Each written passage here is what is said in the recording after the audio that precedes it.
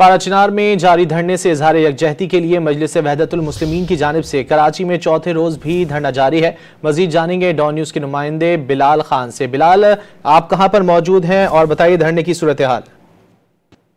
जी बिल्कुल, पाराचिनार वाक़े के बाद कराची के मुख्तलिफ इलाकों में एहतजाज और धरना जारी है। मुख्तलिफ मकामात पर ये धरने दिए जा रहे हैं। कराची के 6 मकामात हैं जहाँ पर धरने का सिलसिला जारी है, जिसकी वजह से ट्रैफिक जैम की सूरत भी देखने को मिल रही है। मैं इस वक्त नुमाइश चुरंगी के मकाम पर मौजूद हूँ और ये नुमाइश चुरंगी की सड़क है जो कि गुरुमंदिर की जानिब जाती है।